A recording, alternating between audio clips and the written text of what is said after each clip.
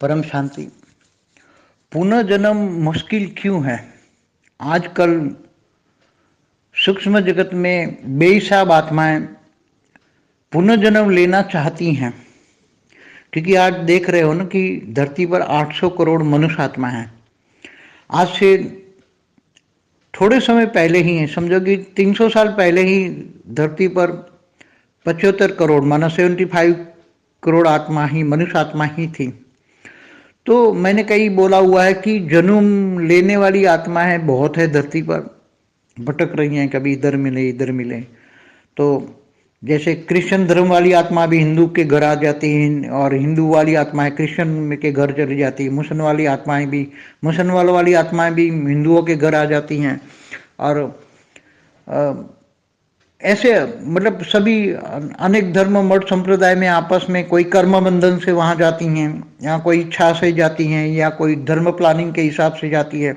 अपना धर्म का फैलाव करने के लिए सूक्ष्म जगत वाले कोई प्रायोजित से कई इधर उधर दूसरे धर्मों में कन्वर्जन करने के लिए आत्माओं को प्रवेश करा के कराती हैं। मगर आज का पुनर्जन्म लेना मतलब आत्माओं को पुनर्जन्म मिलना बहुत ही मुश्किल है। कर्म बंधन से जहां भी पुनर्जन्म लेना होता है कि जो कि जिस घर में उसका कर्म बंधन है वहां उसी घर में जन्म लेना चाहती हैं आत्माएं मरने के बाद। मगर वहां तो दूसरे धर्म की आत्माएं उस घर में भरी पड़ी हैं, और तो उसमें वहां उसको कर्म बंधन है तो भी उसका कर्म बंधन के कारण भी उसको वहां जगह नहीं मिलेगी। दूसरी आत्माएं भरी पड़ी घर में, समझो कि कोई क्रिश्चियन धर्म की आत्मा है, मगर वहां हिंदू धर्म की आत्मा भी वहां भरी पड़ी है। तो वो कोई हिंदू का वहां क्रिश्चियन के घर जन्म लेना चाहती हैं आत्माएं। जैसे आज हरे कृष्ण में आप देखते हो ना, हरे कृष्ण में क्यों वापस सारे गोरे लोग यूरोप, अमेरिका में, रशिया में सब हरे कृष्ण में कन्वर्ट होकर आ रहे हैं, क्योंकि वो ओरिजिनल आत्माएं जो कृष्ण को मानने वाली आत्माएं थी वहां जाकर उसने वहां जन्म लिया है। तो वापस जब उसको ज्ञान इमर्ज हो जाएगा कि हरे कृष्ण का जैसे भी वो फोटो देखेगा, कृष्ण का फोटो देखेगा, नाम सुनेगा, तो उसके प्रति आकर्षण हो जाएगा और वो तुरंत ही वो धर्म में हरे कृष्ण के पास चली जाएगी। जो आत्मा जिस धर्म में वास्तव में से जहां से आई है वो आत्मा उस धर्म में कन्वर्ट हो जाएगी। तो कहने का मतलब है कि आज 800 करोड़ मनुष्य आत्माएं आज तक कभी भी ब्रह्मांड के पहले परार्ध में भी जितने भी कलह युग हुए हैं उसमें भी 250 करोड़ से कभी भी आत्माएं मनुष्य अवतार में ज्यादा नहीं होती। तो इस सूक्ष्म जगत में मनुष्य रूप को धारण करना, मनुष्य जन्म को धारण करना बहुत ही टकराव वाली दुनिया है। सूक्ष्म जगत में इतना आसानी से जन्म नहीं मिलता। अगर आत्मा गर्भ में भी, जैसे एक लॉ होता है गर्भ में आत्मा प्रवेश करने का अलग अलग टाइम होता है, तो गर्भ में ज्यादातर आत्मा 60 दिन से लेकर 90 दिन तक आत्माएं गर्भ में प्रवेश कर जाती हैं।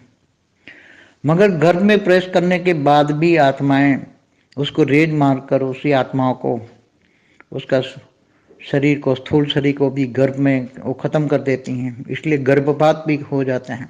इतनी मुश्किल वाला हालत बहुत है, इसलिए तो इतनी ये गर्भपात भी बहुत हो रहे हैं, हॉस्पिटलें भरी पड़ी हैं रोगों से। क्यों? रोग भी सूक्ष्म जगत वाली आत्माएं भी रेज मार के रोग करती हैं। वो तो कई वीडियो बना चुका हूं, मगर आज मेरा मेन बताने का मकसद ये है कि मनुष्य चाहे तो भी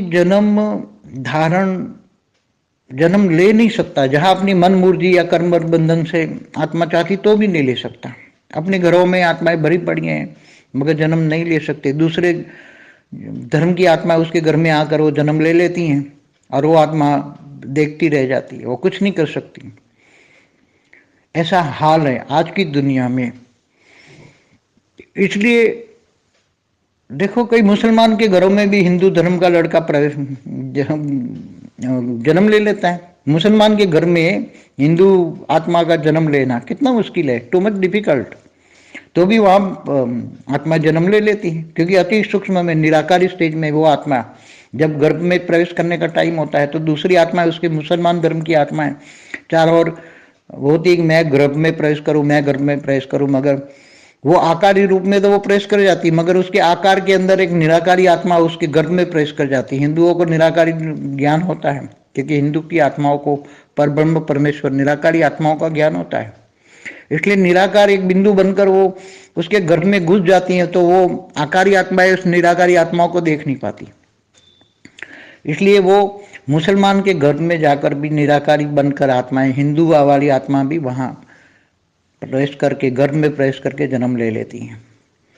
इसलिए बहुत सूक्ष्म जगत जो है बहुत इतना वैरायटियों से आत्माओं से भरा पड़ा है, इतनी वैरायटी आत्माओं से भरा पड़ा है कि आप वहाँ का जो सूक्ष्म जगत का लॉ तो बहुत बना हुआ है, जैसे मनुष्य आत्माओं का लॉ होता है, हर कोई जैसे देश होता है, हर कोई देश में कोई डेमोक्रेसी है, कोई कम्युनिस्ट है, तो अलग अलग लॉ होते हैं। ऐसी तरह सूक्ष्म जगत में भी अलग अलग धर्म की आत्माओं के लिए अलग अलग लॉ सूक्ष्म जगत में बने होते हैं। जब सूक्ष्म जगत में जन्म लेने के का, क्योंकि क्रिश्चियन मुसलमान तो वहाँ पुनर्जन्म में मानते नहीं है, फिर भी क्रिश्चियन मुसलमानों के घर में जन्म हो रहा है तो कहाँ से आत्मा आ रही है?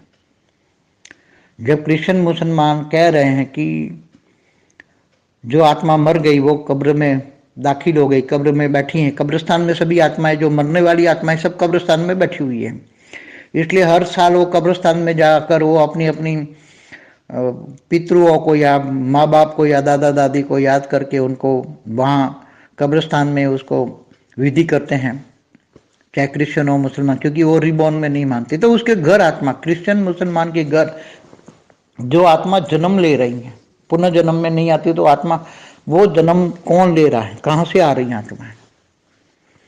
तो ऊपर से सूक्ष्म जगत से भी आती हैं, मगर अब लॉ सारा ब्रेक हो गया है, चाहे धर्म का लॉ हो या सूक्ष्म जगत का लॉ हो, हर कोई आत्मा, जहाँ आत्माओं का पावर, सूक्ष्म जगत में भी एक आत्माओं का पावर होता है, जैसे धरती पर मनी और मसल पावर होता है ना धरती पर, ऐसी तरह सूक्ष्म जगत में एक ग्रुप होता है, बहुत बड़ा ग्रुप होता है, समझे 1,00,000 आत्माओं का ग्रुप है, और वो क्या चाहती है कि इसी घर में उसको जन्म लेना है, तो वो सारी आत्माएं वहाँ आ जाती है और उसको एक्चुअली कर्म के हिसाब किताब से उसको जो जन्म लेना है वो लेने नहीं देगी उसको, मगर उसको भगा देगी और वो अपने हिसाब से उसी आत्माओं को वहाँ घर में प्रवेश कराकर वो उसको जन्म धारण करेगी और वो रहेगी आत्मा। तो मगर फिर भी आज देखो सभी चाहती है आत्मा कि हम जन्म धारण करें, मगर सूक्ष्म जगत में कुछ काफ़ी आत्माएं हैं जो जन्म मरण के चक्र से भी बाहर निकलना चाहते हैं, जिनको ज्ञान होता है कि सूक्ष्म जगत में ऊपर में लोकों में जाने का ज्ञान है, तो ज्ञानी तो आत्मा जन्म मरण के चक्र में नहीं आना चाहती, वो ऊपर के लोकों में जाना चाहती है। तो विकारी आत्माएं जो होती है, महाविकारी आत्माएं होती है, वो फिर से पुनर्जन्म मरण के चक्र में आती हैं, क्योंकि आत्मा विकारों के कारण विवश हो जाती हैं, विषय विकार में आत्मा विवश हो जाती हैं, इसलिए जन्म मरण के चक्र में आने के लिए चक्कर लगाती हैं, कहीं मुझे कहीं जगह मिले जन्म लेने का, पुनर्जन्म लेने का कई जगह मिले, मगर इतनी आसान नहीं है, बहुत घूमती फिरती रहती है आत्माएं, बहुत ही विवश है। विकारी आत्माएं, विषय विकारी आत्माएं बहुत विवश है, वो चाहती है कि मैं जन्म लूँ, मगर कहीं जन्म मिलने का स्थान नहीं मिलता, कोई माँ नहीं मिलती।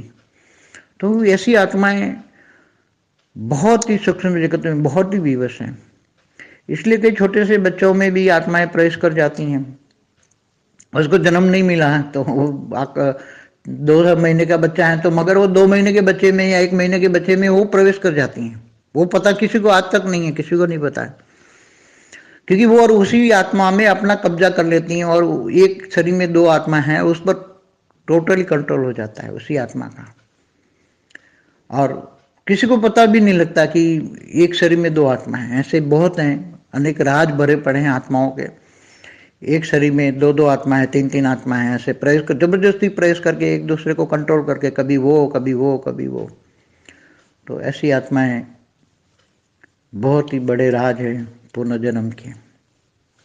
परम शांति।